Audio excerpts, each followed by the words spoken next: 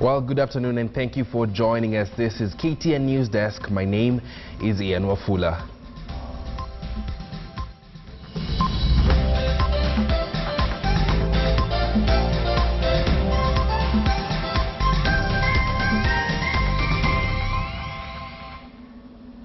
And we begin by crossing borders a bit. President Uhuru Kenyatta is asking Burundi's President Pierre Nkurunziza to postpone the May and June general election until the country is fully recovered from last week's coup attempt. According to State House spokesman Manoa Esipisu, Uhuru spoke to the Burundi head of state early this morning.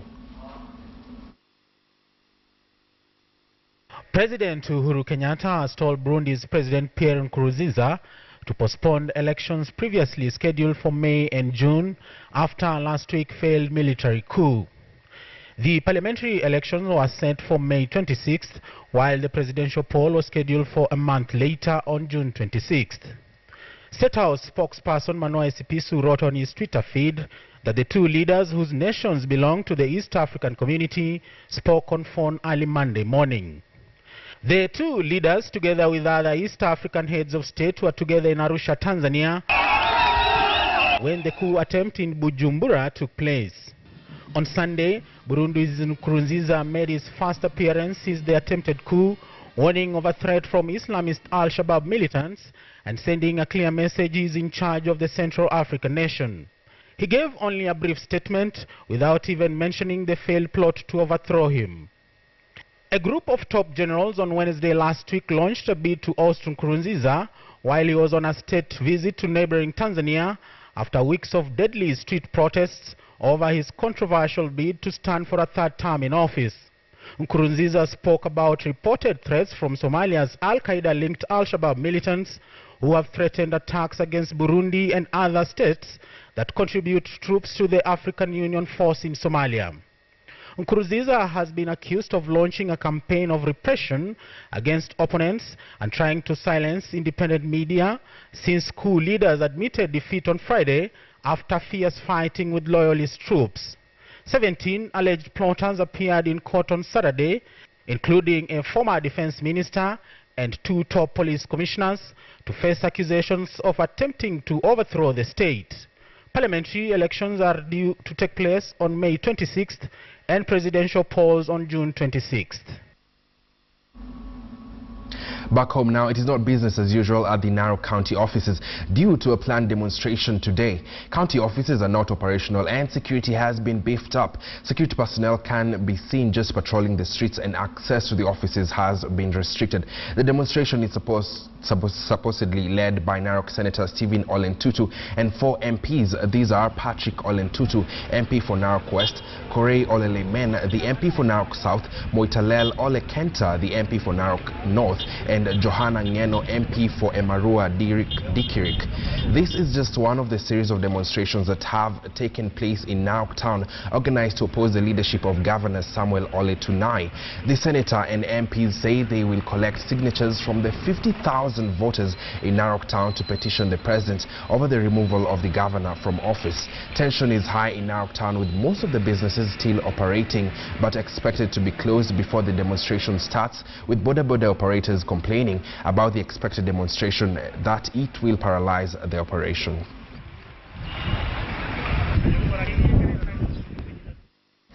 Elsewhere, Baringo Senator Gideon Moi has supported the proposal for the creation of a special department to address insecurity in the North Rift. The proposal was made during a meeting at State House and attended by elected leaders from Turkana, West Pokot, Turkana and Samburu counties last Friday.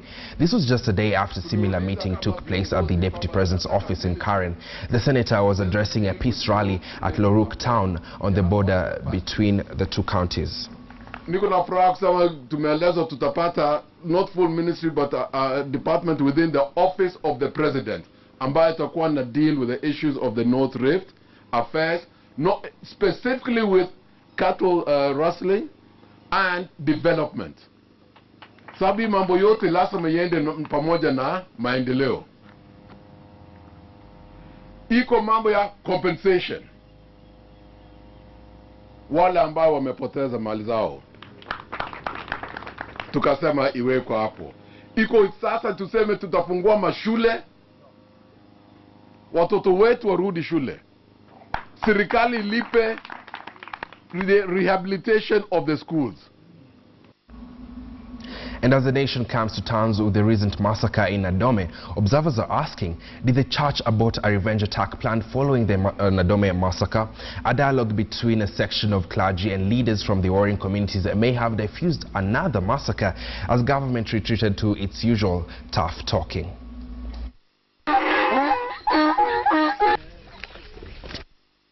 The Nadome massacre is a massacre that exposed the country's weakest link in securing the wild northwest Kenya. But as government offered its usual tough talk, a meeting between the clergy in the North Rift and leaders from warring communities revealed of a possible revenge bloodbath in the offing. Despite deep-seated suspicions among the leaders, another bloodletting was abetted. That meeting of Sunday prevented another revenge which was going to come. It was being arranged by one group.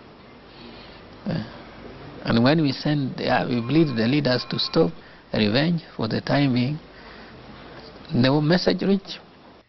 With gun-trotting warriors conducting raids at will and a government using the same tactic of calling for a disarmament exercise, the church is warning that the state is missing the plot as the disarmament drive will not work in the banditry-prone region. Like the guns, they should be returned as soon as possible. And as soon as possible means today, tonight. Like when I asked them, give me this gun. You know, Bishop, we can't give you, this is our food. Then I say, suppose we give you food, can you say yes? If you have the food, I will give it, I will hand over. But you will hand over to the church and the Red Cross, not the government. They are very specific. Given the absence of the state in these regions, government and its officials are perceived as enemies rather than as savior. Possession of illegal guns for them is a lifestyle to guard, shield and protect their wealth, livestock. We have a saying, when you remove a knife from the child, you give something to hold. So the government remove the guns, what do they have to give something, the food. The vast and harsh terrain punctuating Turkana, Baringo, Samburu and West Pokot counties has alienated the counties from development. Here the rule of the jungle thrives, coupled by a culture where warriors are glorified by the number of their kills. To reverse this culture, the bishop says, it's not only the government's prerogative, but the church as well. In this area in particular where people were killed, there is not a single church there. Not even any. So people are living in their own world. And here we are attacking them, but when you look at the background, how do you talk to the people who has no idea of God? So killing has no effect, no consequence at all. Samugina, KTN. And on matters health, there are fears of a cholera outbreak in Taita County after 20 people from one of the village were admitted in hospital with symptoms of diarrhea and vomiting. According to the county executive of health, Gifton Mkaya, the 20 people are receiving treatment at Moi Referral Hospital in Voi. Mkaya said it is suspected that the victims may be suffering from typhoid. However, food hawking in the county has consequently been banned. Currently, public health officers have been sent to visit the village for civic education on waterborne diseases. Mtoto ana shida ya tumbo, alikuwa anaendesha na kutapika. Alianzwa Friday, ndo alianza na kutapika, akatapika sana. Ndo ilipofikia Saturday asubuhi nikaona ameanza kuendesha. Anatapika hiyo maji na anaendesha maji. So ikabidi nimlete hapa, nilipoona ameishiwa na nguvu nikamleta hapa hospitalini. Na mlipofika hospitali wamenipatia maji, wamenipatia madawa. Sasa kidogo at least nasikia mwili kidogo si vile nilivyokuwa nikija, manake nilikuwa siwezi hata kukanyaga wala kwenda hivi wala chochote. Kwa siwezi. Sana hawa wagonjwa wale ambao wanaingia wengi wao ni wale ambao wanatumia maji ya mto huu wa Voi. Na wagonjwa hao walipoingizwa ama walipolazwa, specimens zilichukuliwa zikapelekwa lab ili kufanyiwa utafiti ili tujue haswa kiini ama kinachosababisha hii hali ya kuendesha na kutapika ni nini. Kufikia jana matokeo yalitoka, na matokeo ya kwanza ilionyesha kwamba kile ambacho kinasababisha hawa watu waharishe na kutapika ni aina ya bakteria inaitwa salmonella. Na hii bakteria ya salmonella huwa haisababishi kipindupindu. And still in the region, residents of Taita County are grappling with an acute water shortage, and it's all because of an unpaid bill. The county government is accused of failing to pay a huge water bill, leading to the disconnection of water supply in the county. Mumbwa Mwoki now reports. Residents of Taita County have currently no access to water after the Coast Water and Sewerage Company disconnected water supply to the area. The company claims there is an unpaid bill of 120 million shillings accumulated over the last 8 years. The culprit is Tavevo Water and Sewerage Company, which distributes water to the area residents. The company's managing director, Peter Shwashwa, has, however, dismissed the claims. Historia ya hii problem ni kwamba kufikia mpaka Septemba mwaka uliopita kulikuwa hakuna meters. Coast Water Services Board walikuwa hawajaweka meters. Walikuja kuweka meters kufikia mwisho wa Septemba 2014. Na walipoweka hizo meters pia ukawa shida nyingine ni kwamba hizo mita ni kama hazisomwi. Taita Taveta Governor John Murutu has condemned the move by the Coast Water Company, saying the bill should be paid by the national government and not the county government. Kama kuna mazungumzo ni ile deni ambayo imepatikana hivi sasa kuanzia mwaka 2013 mpaka hivi sasa. Lakini ya kule nyuma hiyo tutawaomba Coast Water Services Board warudi kwa serikali kuu waweze kutafuta hizo pesa ziko wapi. Despite the proximity of the Mzima Spring, the residents are now forced to walk for long distances in search of water. Saa ingine waweza maliza hata wiki, chakula ni shida kwa sababu maji hakuna. Unatoka hapa 12 usiku na unaweza kwenda ukalala huko. Asubuhi yake unakuja na mtungu mmoja na watoto wa shule. Huo mtungu mmoja utakufanya nini? Ndio fadhali tunataka haya ukaweke dawa, watoto waoge na wakunywe haya maji. Murutu has, however, assured the residents that the county government may resort to alternatives, including getting water from Lake Chala and Mzima Spring to aid in irrigation, fish farming and livestock keeping. Mumbwa Mwoke for KTN. And to a rather disturbing story, a Form 1 student is alleged to have been physically assaulted by her geography school teacher for allegedly failing to complete her assignment. The student bears visible marks allegedly from scratches by her teacher's nails. The teacher is said to have strangled her and beat her for about 10 minutes. The Form 1 student at Getanga Girls Secondary School is said to have reported the case to her father, who then visited the school yesterday. Sisi ukitufungulia tuende na mtoto hatuna shida ingine. Sisi nakuona hapa umekaa chini. Sema wewe kika weka wewe mwalimu usivyo naone chini. Ndio ndio maana kana tu. Baigwa donate.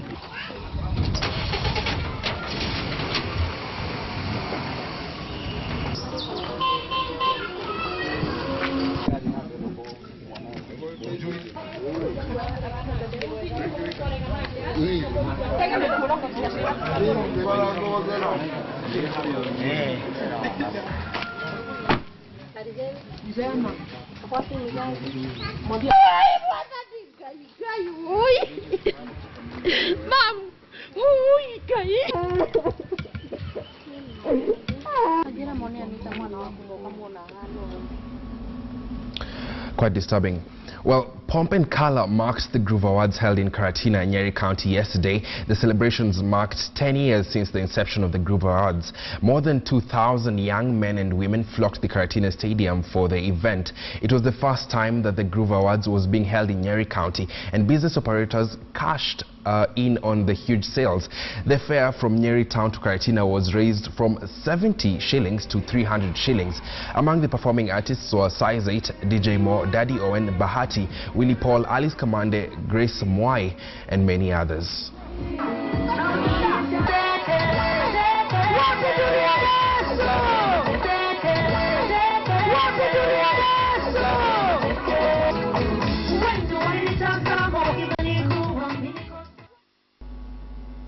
And welcome back to KTN Newsdesk. I'm Michael Karanja.